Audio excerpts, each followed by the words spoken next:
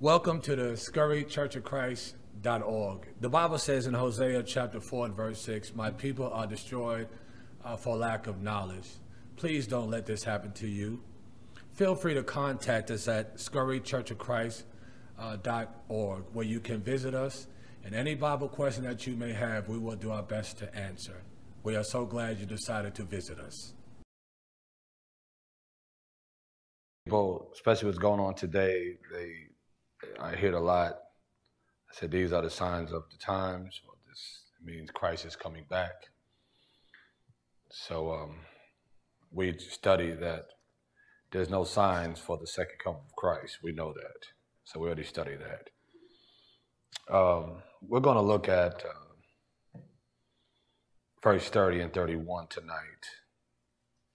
We looked at the other passages, and for those who are listening for the first time, I advise you to go to last week's lesson and lessons after that.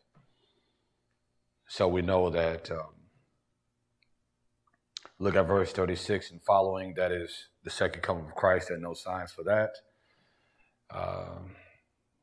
And the verses before that is dealing with the destruction of Jerusalem, AD 70. And so we know that happened in AD 70 because of history, and Titus was the general.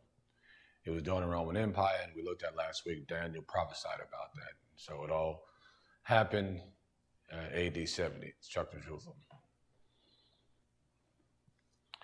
So notice, let's look at verse 29. Immediately after the tribulation of those days, the sun will be darkened, and the moon will not give its light, and the stars will fall from the sky, and the powers of the heavens will be shaken. And then the sign of the Son of Man will appear in the sky. Then all the tribes of the earth will mourn, and they will see the Son of Man coming on the clouds of the sky with power and great glory. And he will send forth his angels with a great trumpet, and they will gather together his elect from the four winds, from one end of the sky to another. So look at these verses. It seems like the second coming of Christ, doesn't it? I mean, it seems like it's very obvious. Let's let the context tell us what it is. Okay?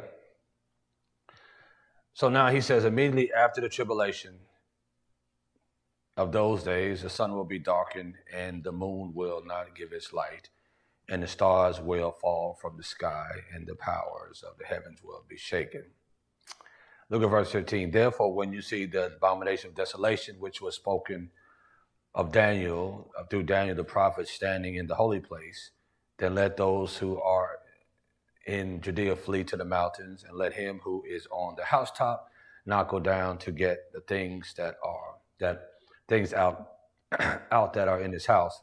Let him who is in the field not turn back to get his coat.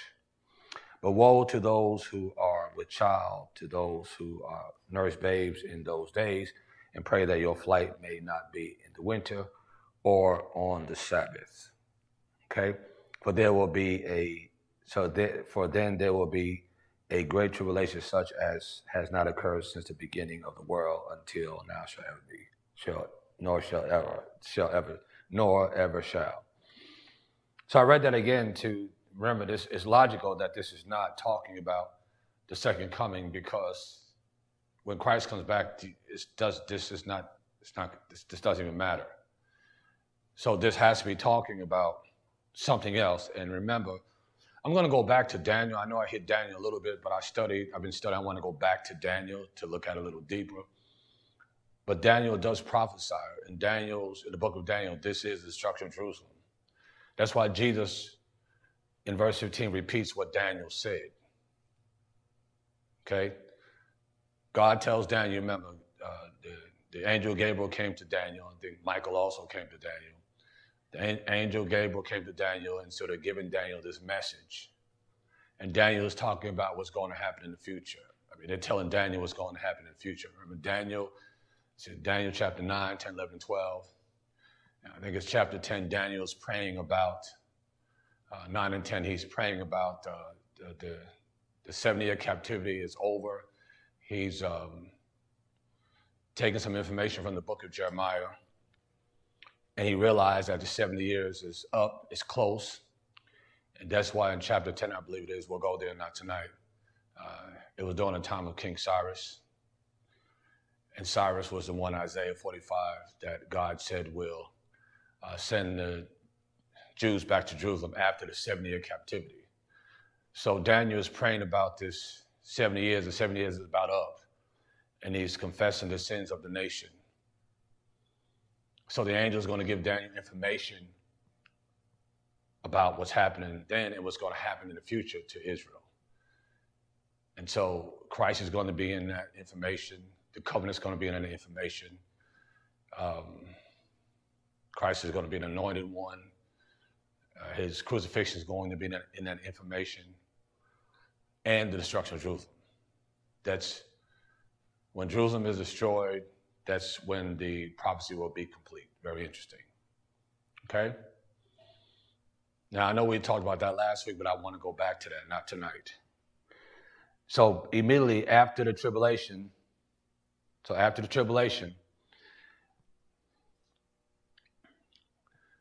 if you get into Josephus, I'm not going to go there, but Josephus talks about, he was the historian, talks about destruction of Jerusalem and the tribulation.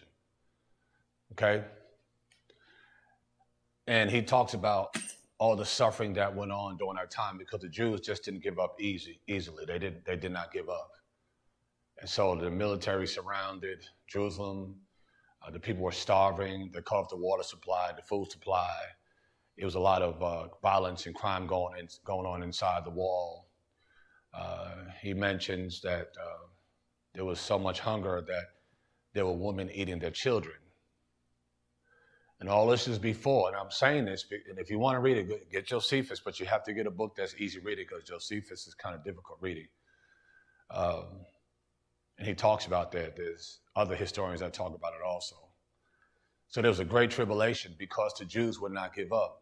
Now, the Christians who knew the gospel, we talked about that, the ones who knew that the signs, when they saw the signs, they recognized the signs, they knew that the time is near. Now, I don't believe they knew it was AD 70. I know it was AD 70 because of the history. So they knew the time was near because Jesus told the apostles, and of course the apostles mentioned to them, we see it written in the books. But there were many of the Jewish nations that did not give in. So it was a great tribulation. So I forget the time frame when the Romans finally got in there. It was easy. It was an easy slaughter. And I believe that it got to the point where if someone wanted freedom and escaped, they would kill him anyway. Okay? So it was an easy. Josephus talks about the stench. Money meant nothing.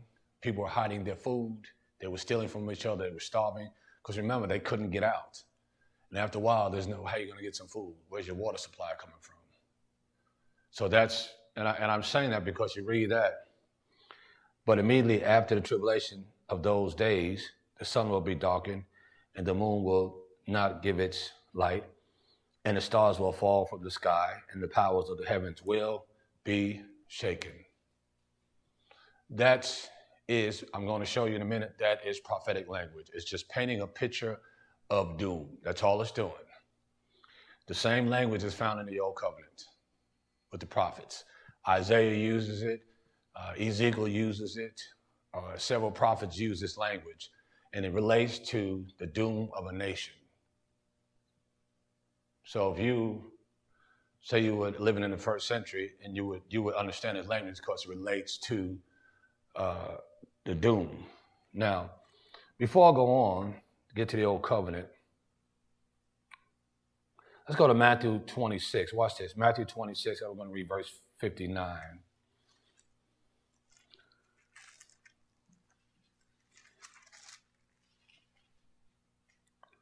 Matthew 26, verse 59.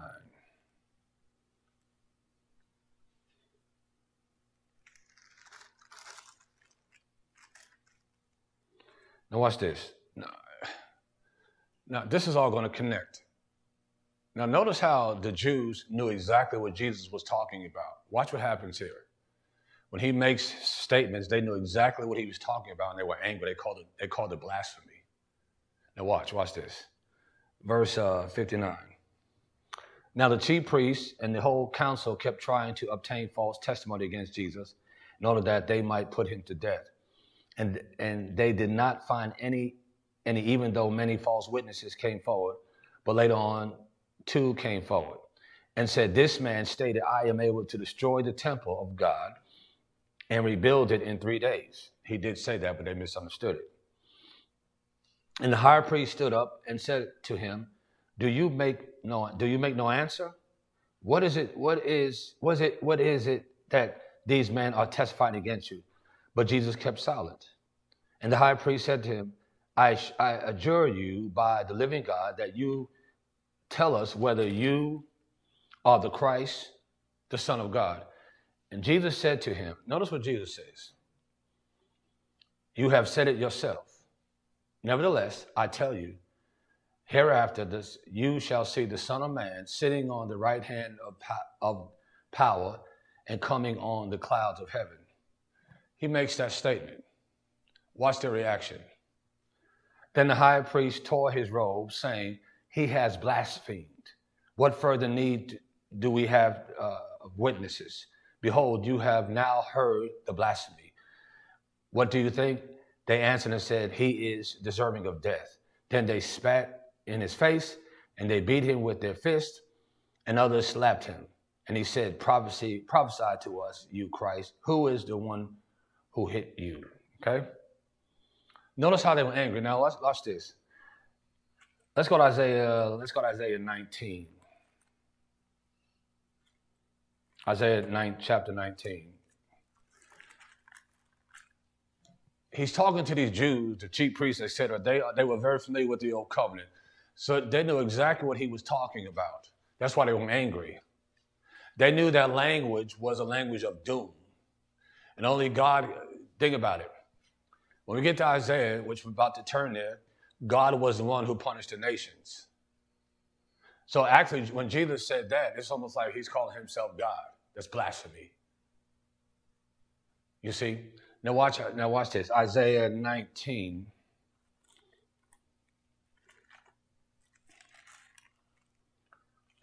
Watch. The oracle concerning Egypt. Behold, the Lord is riding on a swift cloud and is about to come to Egypt. The idols of Egypt will tremble at his presence, and the heart of the Egyptians will melt with them. Okay. This is prophetic language. He's just using language that they were familiar with. See, we're not familiar with that language until we go back to the Old Covenant. But notice what he says again. Behold, the Lord is riding on a swift cloud and is about to come to Egypt. So here's the Lord. This is a picture. I mean, that looks like a superhero. Okay? So why is he on this cloud? You see that in Matthew 24 when it's talking about destruction of Jerusalem. You see the same. He's here before that. He's on the cloud. He's going to conquer, destroy Egypt. And the picture is he wants us to know that he's doing it. So remember, when Jesus makes that statement, they were very familiar with the Old Covenant, and their mind went right back to the Old Covenant. And they said, that's blasphemy. You don't think they knew about this? So what I want you to see is that as we're going to see, we will see some more scriptures. But notice when you see this, the Lord is riding on a swift cloud and is about to come to powerful Egypt. See, that's the picture. You see, when you see this swift cloud, you see that's the Lord. What is he going to do? He's going to punish a nation. You just saw it in Matthew 24. The cloud, what is he going to do? He's going to punish the nation. What nation is that? That is the Jewish nation. Okay, now watch. Verse 2, so I will incite Egyptians and against Egyptians, and they will each fight against his brother and each against his neighbor. In other words, there's going to be a civil war. City against city and kingdom against kingdom. See? Now watch this. Look at verse 3. Then the spirit of the Egyptians will be demoralized within them, and I will confound their strategy, so that they will resort to idols and ghosts of the dead, and to mediums and spiritists. So their charmists, their spiritists, whatever you call them, they're going to fall. See, what he's saying, this is that God is going to come down and punish Egypt for what they've done. Egypt is going to go to their spiritists and their, whatever you call those people, their mediums and their wizards and all that to try to get an answer. And it's not going to work. So what is God doing here? He's showing Egypt that I am all powerful. Because see, Egypt forgot about what happened during the times of Moses, during that time. Now you remember during the time of Moses that they also went to their wizards, those people, and it did not work. So you see, when it's like God does what he does, and he conquered Egypt and Pharaoh during the days of Moses, and Egypt goes right, it's like you see them going right back to what they used to do. Now I want you to see something else. He says, verse 4, moreover, I will deliver the Egyptians into the hand of a cruel master, and a mighty king will rule over them, declares the Lord of God of hosts. Now, I'm not going to get into this, but I think this was somebody called Shabaki. Okay? Not going to get into that right now. You know, Egypt went through, I mean, they suffered through the Syrians, the Babylonians, the Romans. God utilized those nations to punish Egypt. Egypt would just, you know. But when I get into the history, it's another king named Shabaki. Okay? But you know what I want you to see here, it's not unusual. In Matthew 24, God is going to punish the Jewish nation. He's going to punish the Jewish nation by utilizing another nation. Here he's punishing Egypt by utilizing another nation. That's powerful. He knows the hearts, and he's telling. But what's interesting about this, Isaiah and Daniel are giving the nation heads up before it even happens. That's why a historian who studies history and Roman history, etc., if they correlate that with the Bible, it'll blow their mind how accurate Daniel was, how accurate Isaiah was. I mean, they're right on point. And this was all before. I mean, God is talking about, remember, Daniel talks about other nations coming to existence, empires, before they even existed. In Isaiah 45, God mentions Cyrus's name before Cyrus was born. And then I think it's Daniel chapter 10, you see Cyrus right there in the book of Daniel. And so when I look at the information, Daniel lived during the time of Cyrus. That's why he's praying.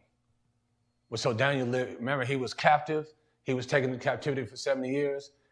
And so he probably was like, I'm guessing when Cyrus came into existence, Daniel was most likely about 90 years old. Very powerful. So, go ahead.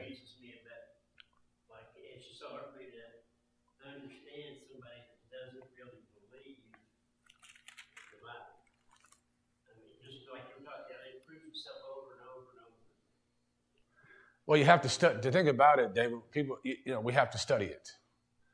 And there are people who study it, some people just don't study the Bible, and they just don't. Because if you really study it, it makes a lot of sense. I mean, it's flawless.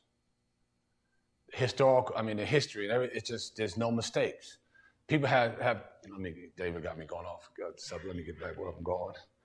All right, let's go to Isaiah 34.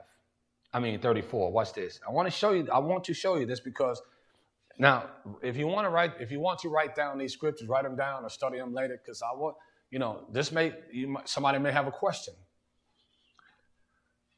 In Isaiah 34, this is God's wrath again on Edom. Isaiah 34, watch. Draw near, O nation, to hear, and listen, O peoples. Let the earth and all it contains hear, and the world and all that spring from it. For the Lord's indignation is against all the nations, and his wrath against all all their armies. He will utterly destroy them. He has given them over to slaughter.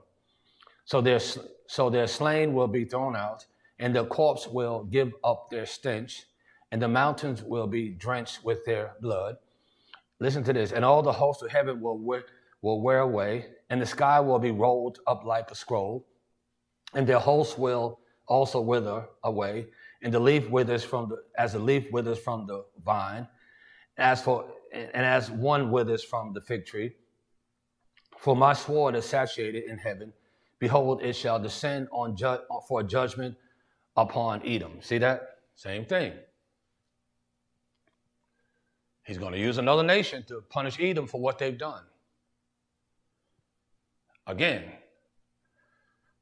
the abomination of desolation in Daniel 24 verse 15, God is going to use another nation to punish Israel, to destroy Jerusalem. And I'm not going to go over it tonight, but I think we need to go over why God did that. But I want us to see that Matthew 24, the first part is talking about the destruction of Jerusalem, is not talking about the second coming of Christ. The last part is, there are no signs. So the language in 30 and 31 of Matthew 24 is just, it's prophetic language. And this is when God is going to punish a nation. It's the language of doom. It's like painting a picture. You see with the Edomites, he's going to punish the Edomites for what they've done to his people. How they celebrated when his people were taken by the Babylonians. So God is going to utilize that nation. Remember, Babylonians took away Judah. And then now God is going to utilize the Babylonians to punish Edom for how they treated his people. Nobody gets away with anything. Nobody gets away with anything. The judgment of God, it comes down on all of us, on every nation that sinned against him. I'm going to tell you something.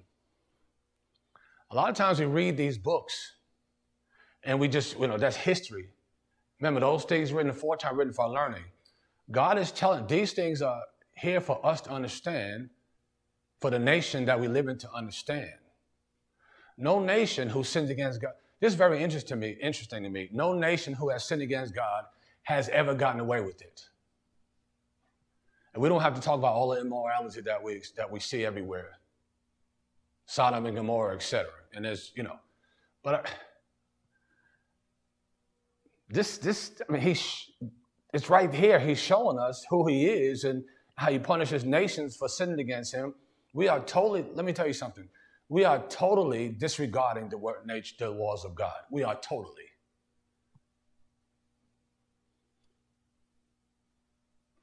And so it's like we put away the scriptures and our knowledge, our wisdom is better than the scriptures. And we sin against God continuously. Well, they did the same thing. So I'm saying that because I don't want us to don't think this is unusual. This is God is still alive today. This is what he does. And it's to get nations to wake up. Let's go to, any questions?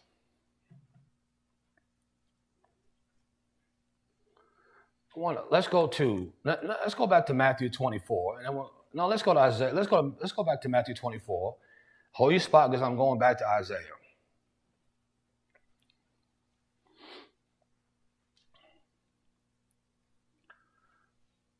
Verse 29, but immediately after the tribulation of those days, the sun will be darkened, and the moon will not give its light, and the stars will fall from the sky, and the powers of the heavens will be shaken. That's just that prophetic language, doom of a nation. The nation is going to be doomed. Then the sign of the Son of Man will appear in the sky.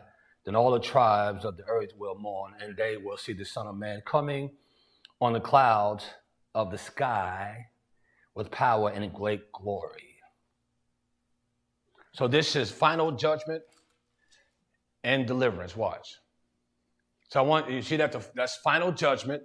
Remember, Daniel said it's going to be Daniel 9, 26 and following. Daniel chapter 10, Daniel chapter 12. Daniel lets us know Daniel lets us know that this Jerusalem will have an ending. Okay? And let's go here, because I don't want to get off what I want to talk about, what I'm talking about. I was about to go somewhere else, so I don't want to go there. Now let's go to what's this? Let's go to Isaiah 14. Isaiah 14.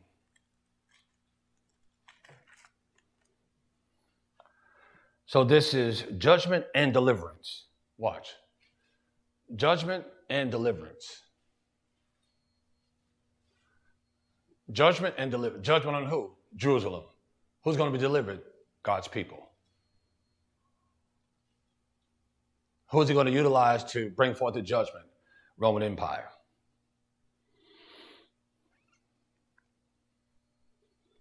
So think about this. Think about the concept. When the Israelites went into captivity for 70 years, that was a judgment. Isaiah said it's going to happen. I believe it was Jeremiah said it's going to happen. Isaiah said it's going to happen. Now, Jeremiah said it's going to be 70 years. I think it's Jeremiah 25. So they went in there. It happened.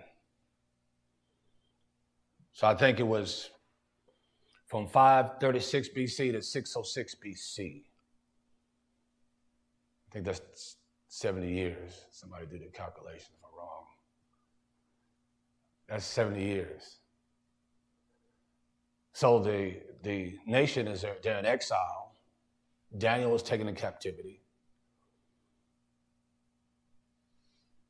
But there has to be some deliverance, some freedom. So it was judgment and deliverance.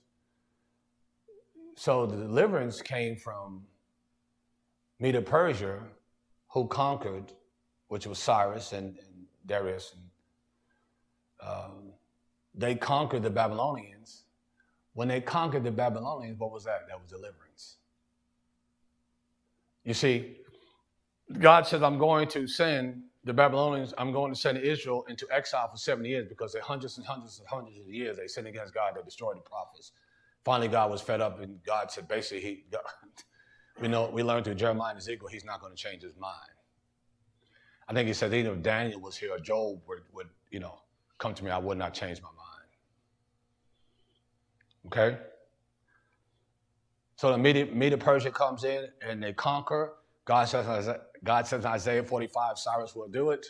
He's going to be the one to allow the Jews to go back to Jerusalem, and it happened just like that. And I believe Daniel was the one who showed Cyrus his name in the book of Isaiah. I believe that, because Daniel was living during that time. How would you feel if you was King Cyrus and saw your name in the book of Isaiah before you were born? That's powerful, isn't it? So now there's deliverance. Now watch where I'm going, because now there's deliverance. Now watch this. Let's watch this. So Isaiah 14, and then we're going to go back to Matthew 24. Let's look at verse 1. When the Lord will have compassion on Jacob, and again choose Israel and settle them in their own land, then the strangers will join them and attach themselves to the house of Jacob, and the peoples will take them along and bring them to their place, and the house of Israel will possess them as an inheritance in the land of the Lord, as male servants and female servants, and they will take their captors captive and will rule over their oppressor. Watch. And it will be in the day when the Lord gives you rest from your pain and turmoil and harsh service in which you have been enslaved, that you will take up this taunt against the king of Babylon and say, how the oppressor has ceased, how the oppressor has ceased, and how the fury has ceased. The Lord has broken the staff of the wicked, the scepter of rulers, which used to strike the peoples in fury with unceasing strokes, which subdued the nations in anger with unrestrained persecutions. The whole earth is at rest and is quiet. They break forth into joy, shouts of joy. Now watch. So that's Babylon. That's Babylon, right? So, Alvin, if you was in captivity for 70 years, would you want some rest? Okay? So that's freedom. So he's letting them know that even though I sent Nebuchadnezzar, I sent Babylon, I'm going to give you some rest. After 70 years, you're going to rest. But here's what I want you to see, because we have to understand this. And now let's go to chapter 13. Who's going to do this? Look at verse 6.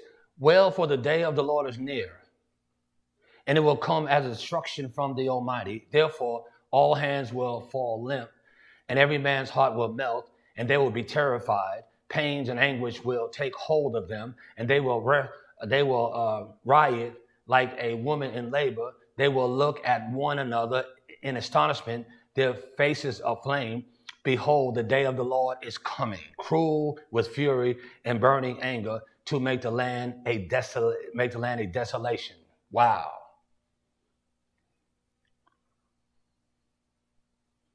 To make the land a desolation. So that's not unusual to read Matthew 24, to read about the Roman Empire, look at the history, and they desolated the land.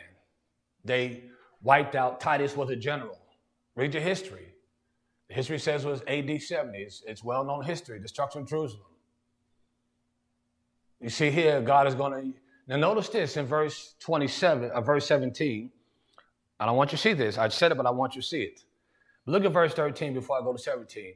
Therefore I shall make the heavens tremble, and the earth will be shaken from its place, and the fury of the Lord of hosts in the day of his burning anger. Okay. Look at verse 10. For the stars of heaven and their constellations will not flash forth their light. The sun will be dark, and it rises, and when it rises, and the moon will not shed its light. And I will punish the world for its evil, and the wicked for their iniquity. Same language, isn't it? It's not confused. I mean, the same language. Don't be confused. It's the same language. Same language. Jesus wants him. He's made it clear that the language he's using, he's making it clear that Jerusalem will be destroyed by the Romans. He's using language that the Jews are familiar with. That's why in Matthew 26 they were upset when he said that. They were very familiar with this. That's why they were upset. But he's using. Daniel said it. Isaiah said it. Again, look who's going to do this. Verse 17. Behold, I am going to stir up the Medes against them. That's the Babylonians.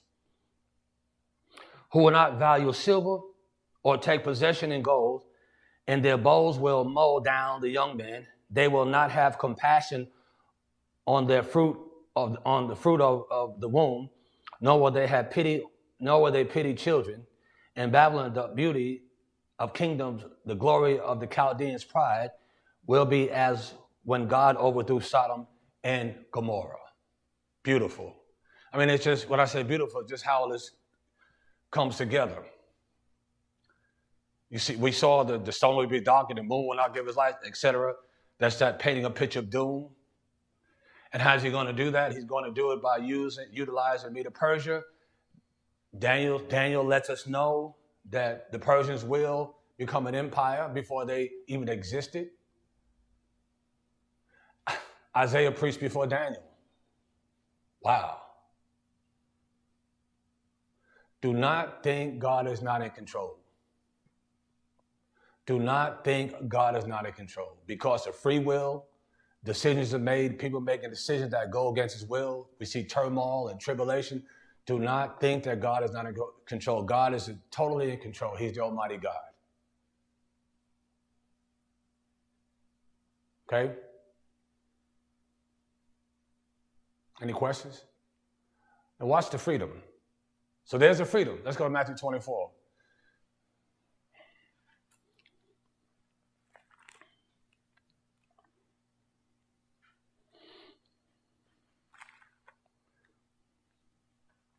So watch.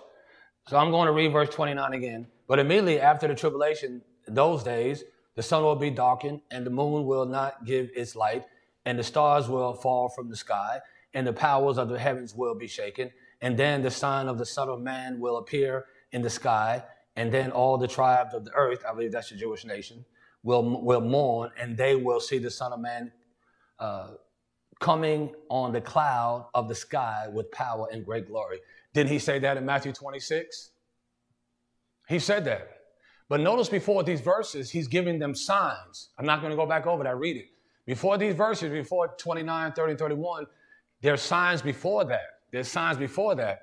And then we read the signs that's going to happen. And then when all those signs take place, and then you see, but immediately after the tribulation.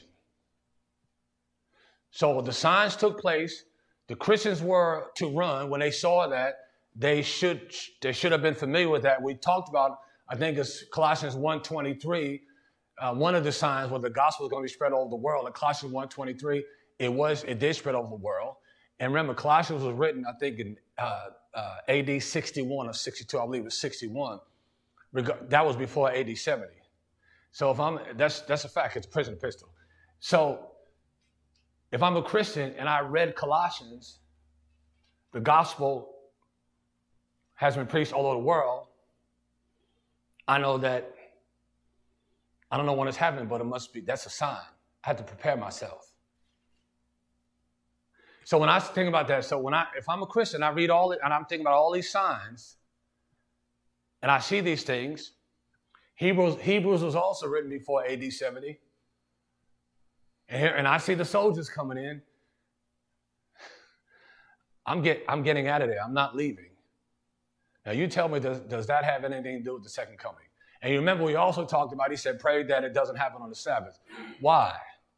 Because I think that's what, Nehemiah was 13, 18, and 19, correct me if I'm wrong, but in the book of Nehemiah, I believe Nehemiah started that, the gates were closed on the Sabbath. So what if that relates to the second coming, somebody wake me up, because it doesn't.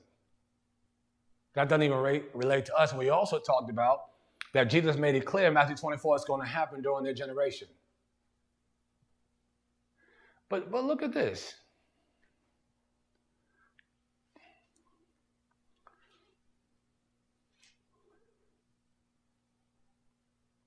Verse 31, and he will send forth his angels with a great trumpet, and they will gather together his elect from the four winds, from one end of the sky to the other. I think I'm going to stop there. You want to know what that is? Are y'all ready to leave? How much time we have, Kyle, you know? A little bit more. Okay.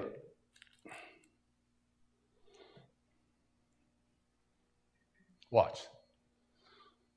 So notice after the tribulation, deliverance and judgment. Roman Empire was a judgment. God utilized Roman Empire to destroy Jerusalem, their documentation, their Commonwealth, everything was, they were nobody, their paperwork, all the they were nobody. That's freedom, isn't it? You see the angels here, when you get into the Greek word, angels also, look at it for yourself. I think the number is 34 or 35. That's messengers. So in this language, these are messengers. Now watch how it connects. Notice how the trumpet sounds. This is watch. And he will send forth his angels with the great trumpet, and they will gather together his elect from the four winds and from one end of the sky to the other. We're going to stop there. We're going to start at verse 31 next week.